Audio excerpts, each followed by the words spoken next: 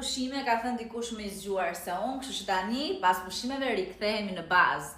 Unë për pak do ha mëngjesin tim tradicional dhe përpara mëngjesit, të paktën këto 2-3 ditë, po mendoj që do konsumoj dhe detoxin. Dhe përpara se ta pija, u kujtova që nga hera e parë fare që unë kam treguar për benefitet e detoxit në organizmin tim, në pamje, në peshë, në trupin tim, kanë kaluar diku tek 7 muaj, ka qenë mos gaboj në janar ose në shkurt. Dhe është e frikshme se si unë vazhdoj të marrë pyetje çdo ditë për detoxin dhe një nga pyetjet më të zakonshme që marr është nëse detoxi është mit, pra është legjend apo nëse është e vërtet. Detoxi funksionon shumë thjesht, nuk është as produkt farmaceutik ose industrial, të paktën një detoxi që marr unë.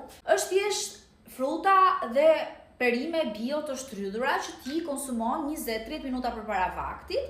Dhe në momentin që ti i konsumon, qelizat e fibrave fryhen dhe shkakton atë ndjesinë e ngopjes. Pra ti nuk e konsumon atë vaktin e plot, por të konsumosh më pak ushqim, sepse je i ngopur. Mund ta keni vënë re nëse keni ngrënë një kokër moll ose çfarë lloj fruti përpara vaktit, që nuk e ke matur urinë aq të madhe saçi kishe përpara se të konsumoje mollën. Detox mund bëj kushdo, shumë e thjeshtë, nëse ti ke luksin dhe kohën të shkosh të blesh perime dhe fruta dhe ta bësh atë në kushte shtëpie dhe ta konsumosh, siç thash, para vakteve, ose thjesht si rasti im që unë këtë gjë kam besuar çunave dhe gocave të Omega, sepse jam 100% e sigurt për garancinë që ata ofrojnë qoftë në freskinë, qoftë në frutat e perimet që ata marrin, dhe ta sillin tek shtëpia gati, që nevoja që ti të lodhesh me prokupime, qëro, bli, fruta, perime.